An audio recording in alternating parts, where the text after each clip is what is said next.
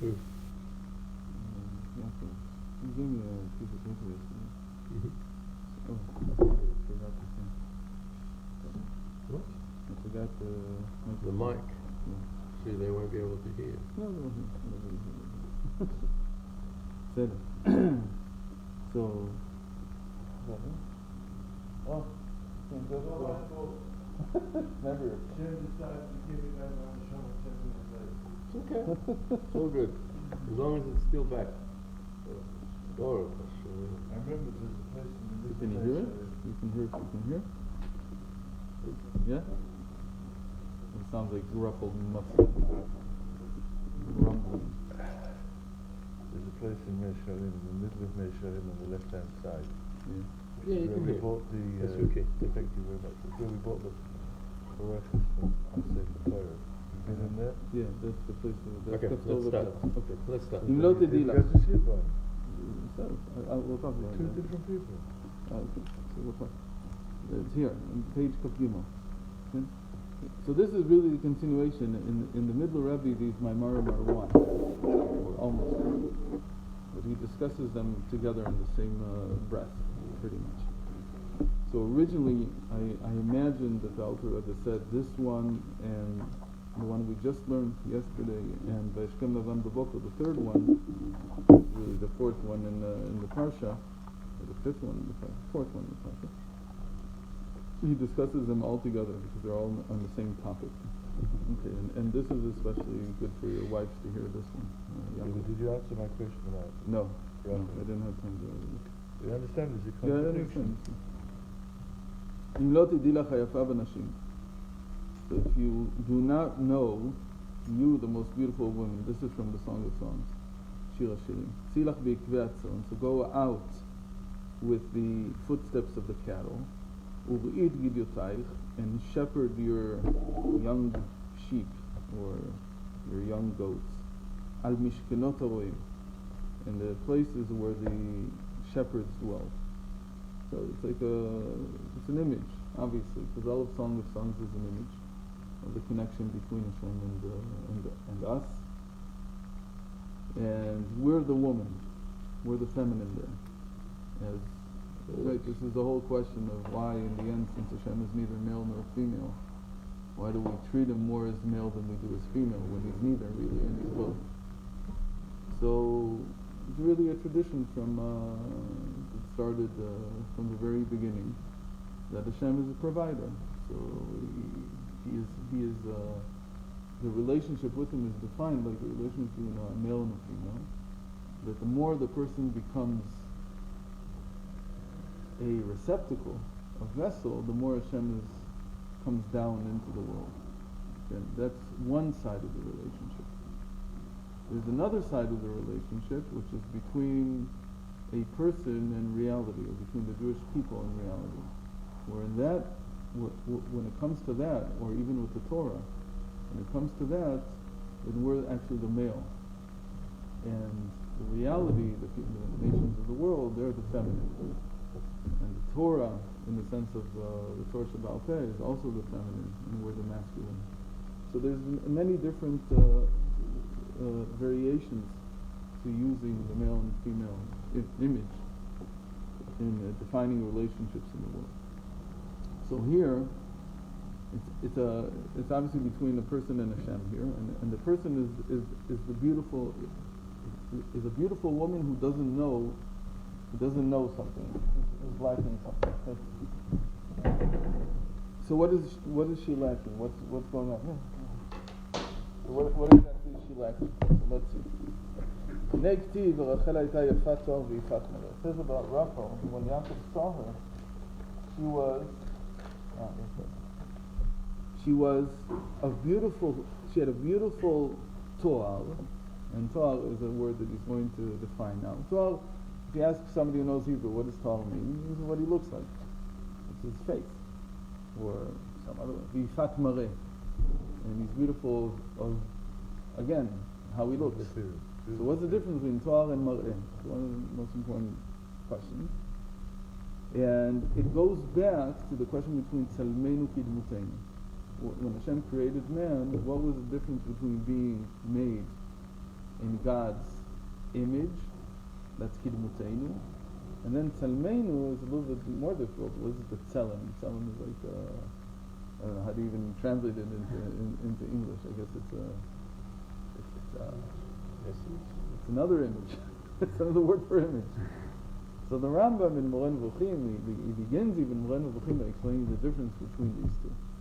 So he has different explanations how to understand these two words, what they mean. So here is the same question. What's the difference between being beautiful of Toal and beautiful of Mar'eh? So what's the difference? Okay, so let's see. Perush Yefat Toal.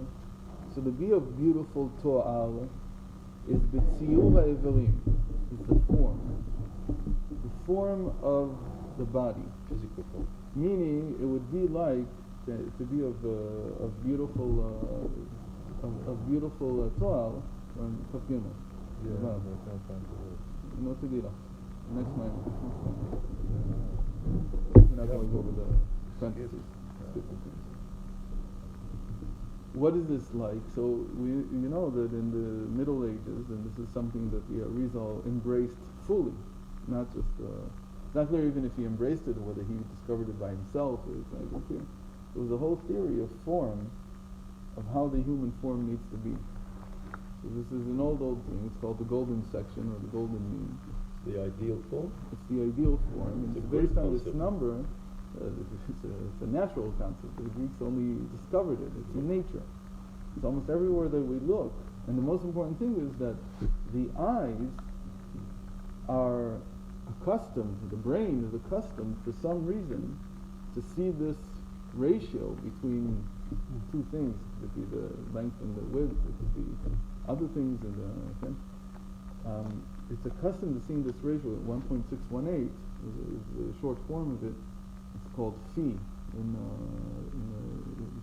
The letter phi is used in Greek, and it defines what the nominal, what the best type of relationship between parts is. So, without getting into phi right now, because it's not so important, in Hebrew it's called the love ratio, because it attracts the person.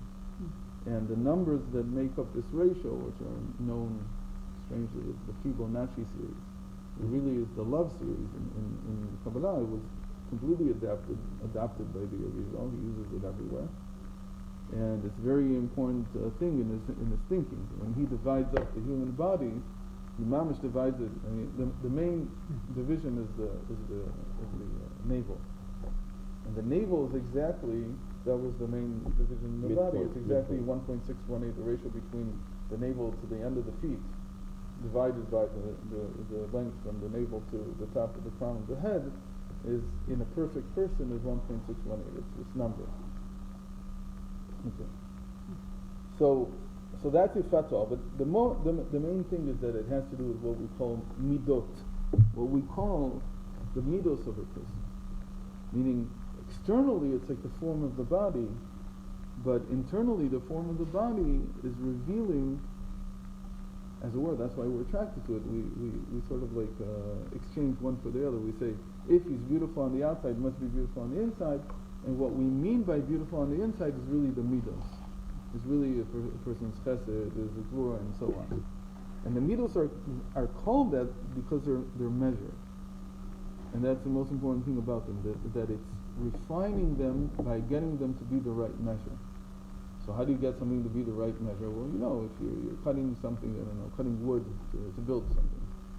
So you measure. If you have a good measuring, if you work by measuring, so you have to get it right, and then you cut it. But if you're a craftsman, you don't really measure. You do it by eye, and they refine it again and again until it fits exactly the way they want it, because they know that measuring it is not going to do it exactly right. It's very strange that it's like a process that if you're a craftsman, you do it by trial and error. There's a trial and error, and then they can do it quickly, but it's never exactly. I mean, a good carpenter won't. He knows exactly what parts of the cabinets or whatever he's installing he can't do in the shop. He has to come and actually, he knows where the walls are not going to be exactly straight, and he knows here I'm going to have to play. And that play is like how you refine it. So when we do mitzvahs, it's a process of refinement. It's doing it by eye. It's like doing it. It's not exactly like it says in the Shulchan Aruch, because you're actually doing it in the real world.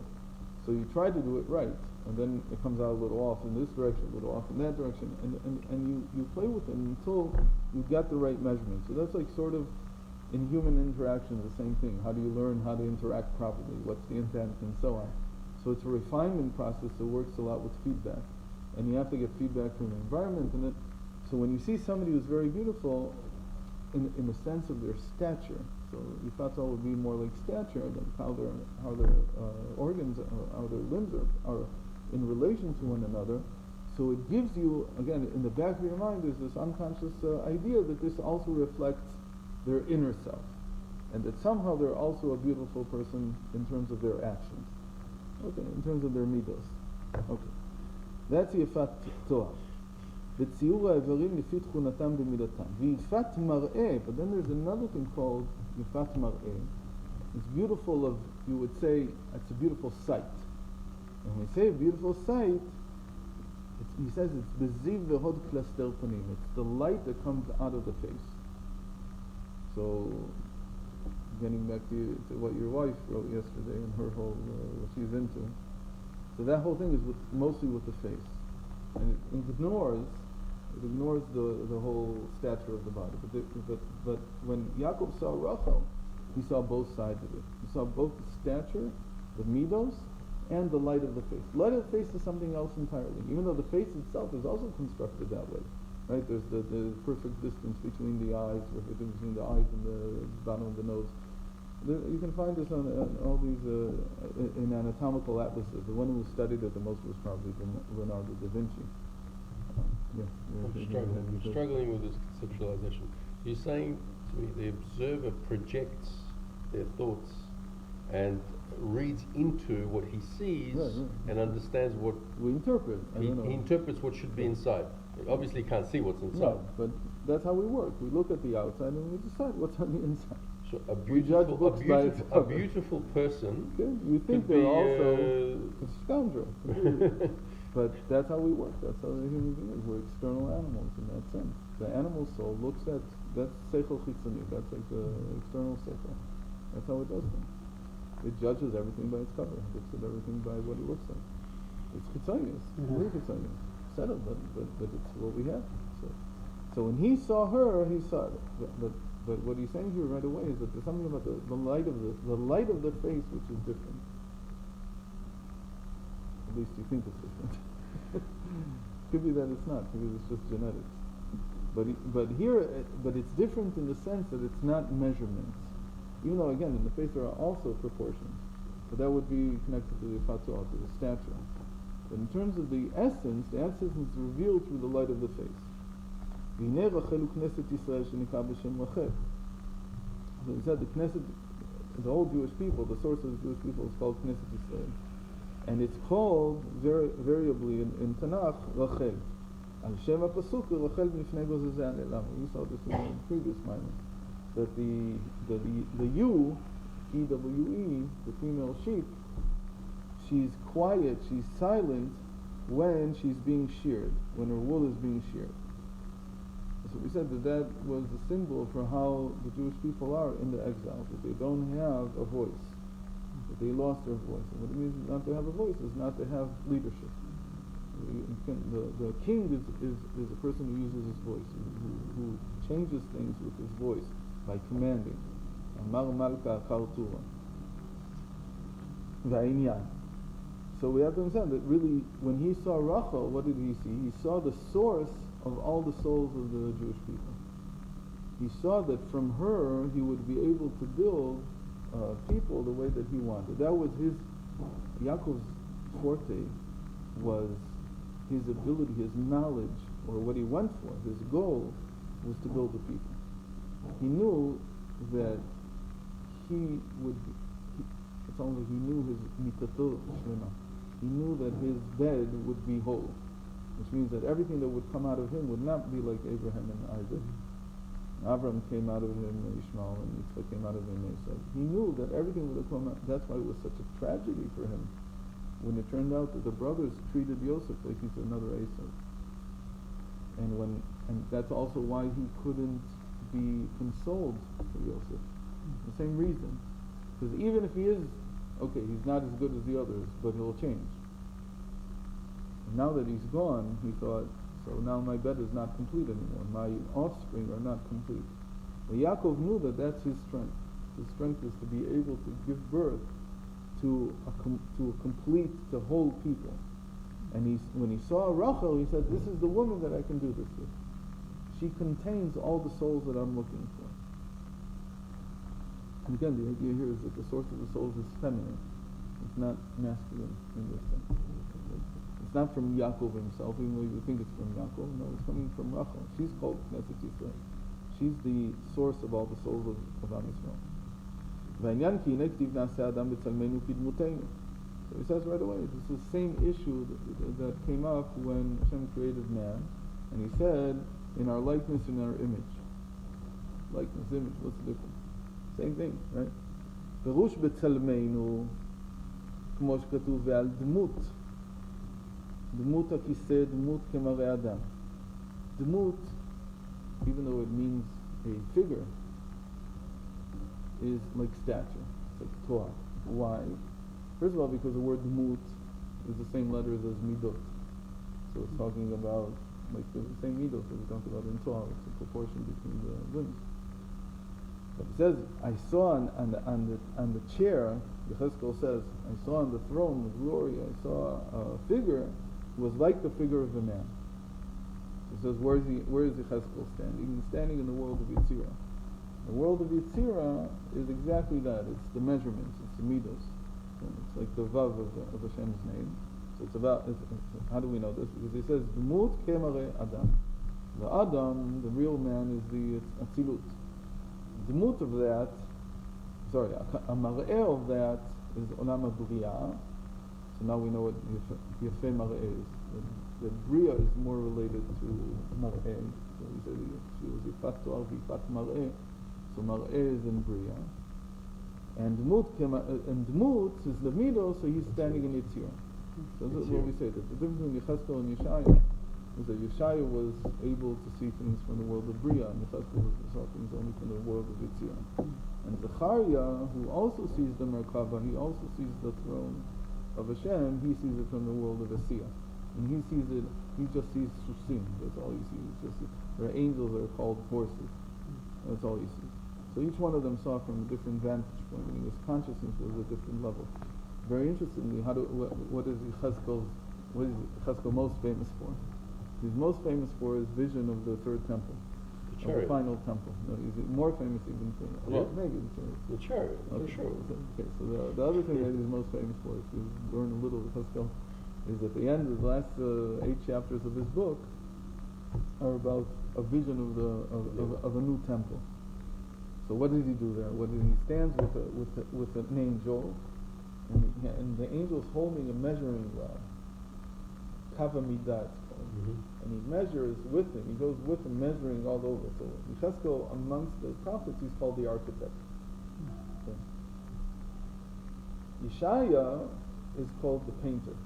And he's not an architect; he's an artist. He gives the image. So he gives an image. He sees it at a higher level, much higher level. And Zechariah, he's more a politician. He was also in the time of politics.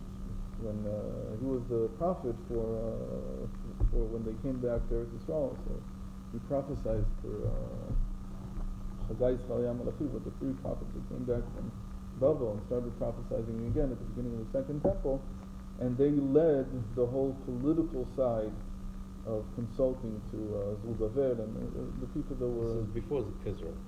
This is a little bit before, yeah. Ezra came a little bit later. He came with the second migration. Yeah. Okay. So just before you continue, you said image and likeness. That's how it's translated. But likeness, okay. But likeness could refer to deeds. An image can refer to... I don't know. I think it's a completely arbitrary translation. Okay. It means both. But in English, likeness could be used to describe deeds, like actions. Maybe. Anyway, so in Hebrew the words are very clear. Tzelmeinu is dmut. V'hu b'chinat lecha havaya agdula v'agvura. V'chach hu b'nefesh adam sheva midot ha'ava v'yira. So tzelmeinu, when it says tzelem, what do we mean by tzelem? So they agree when he analyzes the word tzelem, he says tzaddik is 90, lamed is 30, and mem is 40. So how does this work? And you have the 90 refers to the 9 sfirot from Chokhmah down to Malchus, and the lamed mem are the 2 parts of the Keter. The first part of the Keter has 30 sfirot in it, and the top part, the mem, the highest part, the atik, is 40. Has 4 and 3 there. And so he begins to develop his whole picture. It's Shalad Rushei HaTzelem, it's called in Eitz Chaim. And he explains how the whole word tzelem really is dividing the stature of Hashem and of the person into sfirot. And the moment you talk about sfirot, you're talking about something architectural, you're talking about something technical, as it were, measuring things. Okay? But this measurement is very important. By the way, there was a medrash called it's a medrash that the Rambam Mamish hated. He said you have to throw this out. It's not a real medrash because it says there it's called Midrash Shi'ur Koma. Shi'ur Koma means approximating or measuring the height of something. So what was it measuring? It was measuring. It says amongst other things, everything there is numbers, but it says amongst other things that the height of Hashem is 236,000. I think it says amot. Whatever. Who cares? So the Rambam sees this and he says, "What do you know? It's crazy." One of the most famous Rambams is that the Rambam couldn't stand at all any kind of anthropomorphism at all. So right away, thank God, we also have the right and the Elvin. Says, what are you talking about? Everybody anthropomorphizes. So it's not so simple. What does the Rambam want? What, he doesn't know that the Nevi'im are full of this. He had other problems. So he had political problems when he was writing this stuff. He was fighting off a whole wave of Muslim ideology, which called the Jews pagans. Basically, they called us pagans. Maybe. Because of all the references, because of all the Muslims. No, but he was addressing their critique. He really believed that it was a problem to use these images, and so that's why he dedicates the first part of Moreh Nevuchim to undoing the images and saying that they're just metaphors. Set up, but they're metaphors. What do you want? You can't use them. And so what do you want? On the one hand, so what's the Rambam's point? The Rambam's point is that all the metaphors are a metaphor for thought. He changes all the metaphors from being metaphors of what we would call the world of Yetzirah to the world of Bria. He wants everything to be intellect. And he says, if you're involved in any way in midos, in measuring things, so then you've got a problem with your conception of Hashem, because it's not going to work. Meaning, how do we see it? We see today that there's the external side and the internal side. That's what he's going to explain now. That the external is what is the stature, and the internal, which is infinite, which really has no measure, is what shines through the face. And really there, that's like the intellect, and it's called Chokhmat Adam Ta'ir Panav. A person's wisdom comes out through the light of his face. It shines through his face. And Chokhmah, as we know, is bittul. Is on the contrary, it's not worrying at all about what my stature is like. Okay. On the other hand, how can you say that a person shouldn't refine his midos? Okay. So the Rambam he does a trick, an interesting trick. How does he call refining your midos in his book? He calls it ilchot deot. Da'at is part of the intellect. And in fact, he says, all the mitzvahs that you do, everything you're doing is just to refine the intellect. And you know what's going to remain from you after you pass away? Only your da'at. That's it. Meaning, don't worry about anything from here and below. Doesn't matter what you're at. All your actions, even, they're only to come to refine the intellect. That's the Rambam's position on this whole topic. He's only in the world of Bria. He doesn't accept even the world of Yitzhak. For him, the world of Yitzhak is too far down. It's too removed. These metaphors are too removed from Hashem. You have to bring them back up into Bria. It's fine. It's okay. That's the Rambam.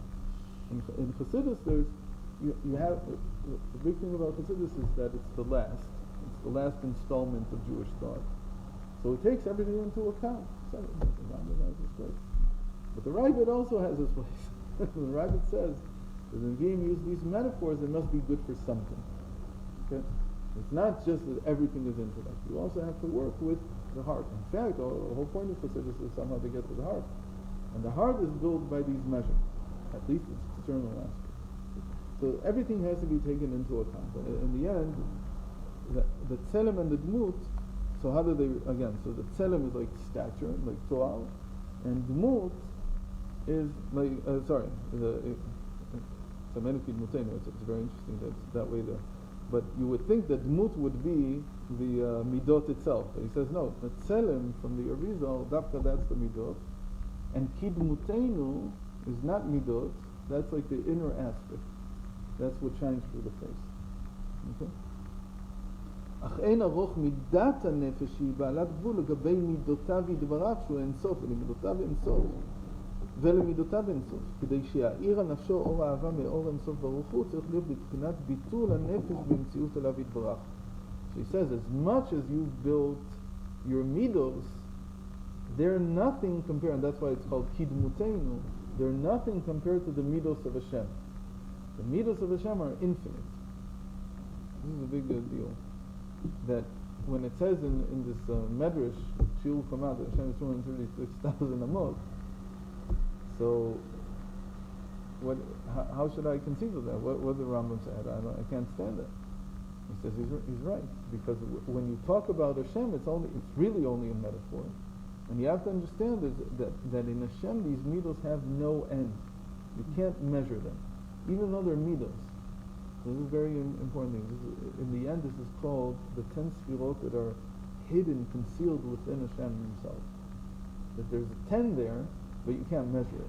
You can't figure out. You can't even say that you can't really even measure that it's 10. You only know that it's 10 after it comes out. There's a whole concept that in Hashem himself you can't measure it. So what is it? There are the 10 midos, but each one is infinite.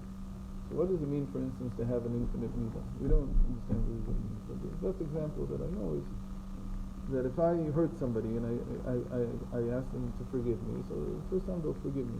If I do the same thing again, second time, maybe also third time, his mamish, his erech hapayim, is very forgiving. He'll forgive 10 times.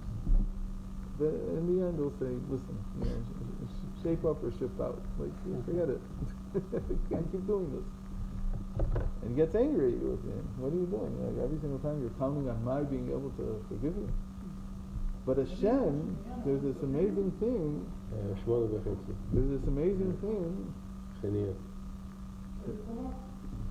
נימור. כן, צד שמאל. So there's this amazing thing. They don't answer. They don't answer. They don't continue. So there's this amazing thing that as many times as you ask him forgiveness, you accept it. We project on Hashem our failings. So we say, how can I come to you again, Hashem, and ask for forgiveness for something I just repeated for the because I wouldn't have given it to you. I wouldn't have. He says that that's your midos. Your midos are limited. So when it comes to doing it again, you get stuck. But Hashem, His midos are infinite. That's what the Rambam doesn't want you to fall into. He doesn't want you to fall into the incorrect drawing a conclusion from how you are. It's an incredible pasuk in Tehillim. It says, "V'larasha amar dimita hayot ehyeh kamocha."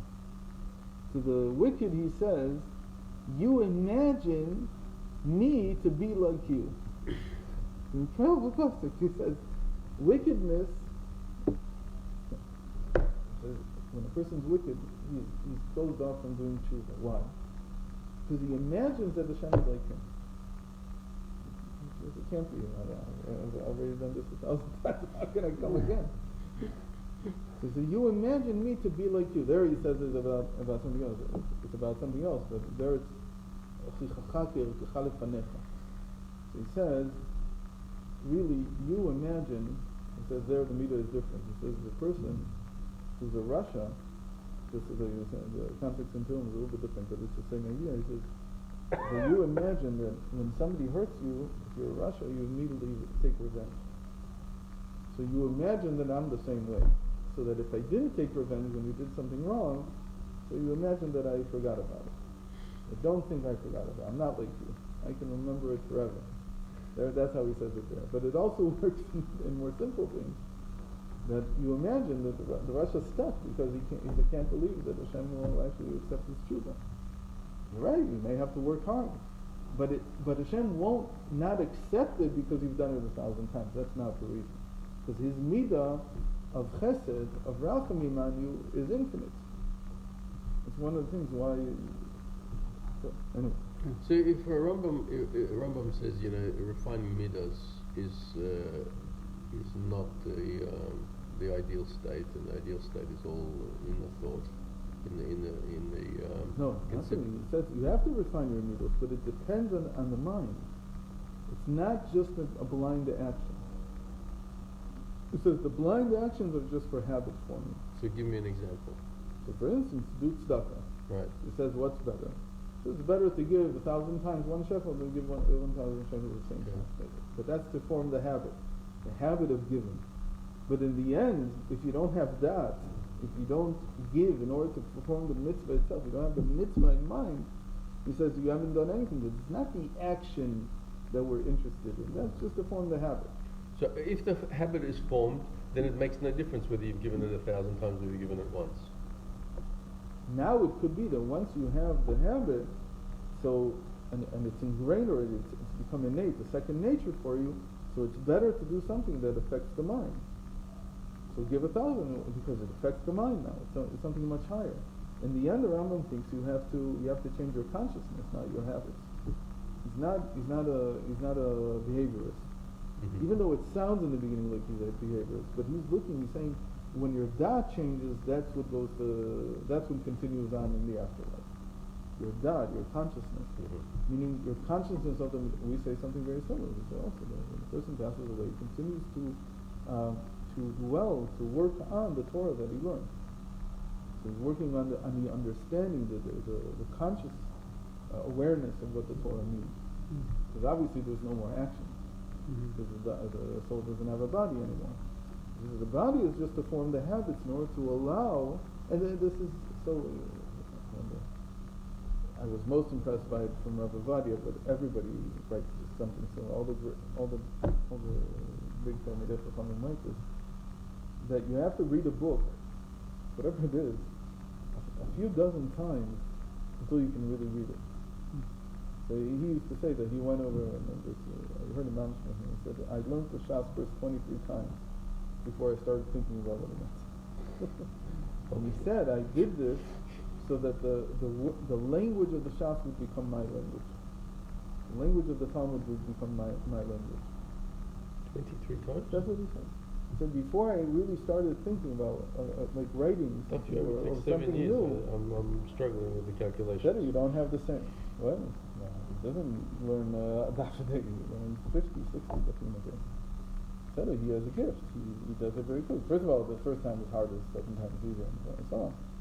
But in general, if you want to get to know something, so you have to read it many, many, many times. You have to become very familiar. That's just the habit forming. Forming some habit, some pattern in your mind that relates to this. Once the habit is formed, you can start thinking about what the deep meaning is. You see by the Alter Rebbe for sure.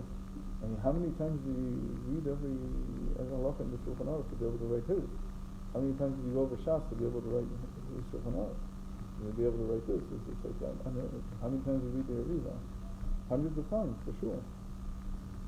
How do they do this? They have a gift that I don't have. I can't read it 100 times. I have maybe one book that I read in my life 100 times. Unfortunately, it's not such a great book. But these books, so they take time. You're not advertising the title. It was when I was much younger. You can say it was was an Encyclopedia Britannica for children Wow. when I was 7, 8, 9. So then I was reading a lot. After that, I started thinking. The problem is, why are you thinking before you have the pattern in your head? So it's very nice to say a lot of drushim on something, but have you really read it over and over and over until it's like, that's why there's a big deal in Chabad to learn by heart. And you lose a lot if you don't do it. So even if you know one mimer well, but you know it at the level that you learned it by heart, you mamish know the words, singing in your head all the time, and you know the meaning. In that place, you have both the vessel and the light. So that would be like the toal and the mar'etanim. The toal would be like the vessel, the words which I'm learning, and then the meaning becomes the world of Bria, the mar'etanim, or tzelem and demut. So I think you want to go? Where are you going now? Okay. Backstroke. No. Oh, you're going to the... We're going to the midnight, we're going? No, I'm not going to that. I'm not going to that. I'm going to have to rethink my thing. We're going to the tomorrow. I may be going. Okay. So let's just finish the sign. So he says, so the midos that we have is just a vessel in which we want the infinite light of the midos of Hashem to come in. So even though there are midos there, because it says B'Tzelmenu Kid Mutenu, the Mutenu in Hashem, which again I don't know how to translate it, but it's like the word midot. But it does. But the Tzelem is the stature, and the Kid Mutenu is Dafka here by Hashem. It's the infinite nature of the midot. And to get to the infinite, he says the same thing in the Nefesh Adam. What do you have to do? So that you receive not just the stature of love, which is like the midah, the hand, let's say, the external aspect. Again, it's not the hand itself, whatever it is. But that stature, it's the thing that's measured. That you gave 1,000 times tzedakah, so your right hand is outstretched. It's used to being outstretched. But that's still not the Ein Sof. It's still not the light of Hashem inside of me. You just prepared the vessel. So that you receive the infinite light of ava, of love, of a chesed. צריך להיות בבחינת ביטול הנפש במציאות אליו יתברך שהוא להיות בחינת עפר ודומם לגבי אור אין סוף ברוך הוא. You have to completely nullify before Hashem. And it's interesting. It's because it's a contradiction, because if you've worked on something so many times and you have them and you feel that you've mastered it, you have the measure, it gives you a shoot, it gives you a feeling of self, it gives you a feeling of accomplishment. He says that, and that's exactly what's going to inhibit the infinite light from coming in. The more you work, the more bittul you need. And the more you advance, the more you have to know it. That's what it says. That the greater a person becomes in his actions, the greater his yetzer, meaning his yeshut, his feeling of self. And it's natural, because look at all the accomplishments he has. So those accomplishments, he has to treat them completely as just a vessel, nullified completely, like it's earth, like it's nothing before Hashem. So that, so that's what he repeats in the Tanya many, many times, that the only way that the inner light of the Midah comes in, or in general, the Or and Sof, the only way that the infinite light of Hashem comes into a person is through Bittul. That's why Kulam b'chokhmah sita in the end, or Kulam b'chokhmah itbariru. The Chokhmah is what prepares the person to receive the real light of Hashem. It's all the Midah also is. I mean, if you see a person who has tremendous midos, he's very, very refined. He does everything according to what the Torah says. It's very refined, but he could be so full of himself he doesn't even know. Why? Because that's the natural reaction. That when I achieve so much, the same thing with learning. The more you learn, the more you know, the more difficult it is to say to Hashem, as much as I know, I'm empty. I'm an empty vessel. All my knowledge is just a preparation for me to be able to sit here with you and for you to teach me. And when you teach me, it's not just the technical side of things. It's the real light of the Ein Sof. It's real. What does it mean that you get the light of the Ein Sof? Then one word here can become, you can talk about it for 10 hours. It's overcoming the gaiva, essentially. And the gaiva here is almost a natural development. Because you're looking at the external effort. Look how much I've achieved. Right. How do you get rid of this gaiva? The first thing to understand is that the fact that Rabbi Ovadia can go over Shas 23 times in, I don't know, let's say in 5-6 years, however long it took him, that's a gift from Hashem. Even though it looks to him like it's a lot of hard work, but to have that type of intellect, or to have that type of atmada,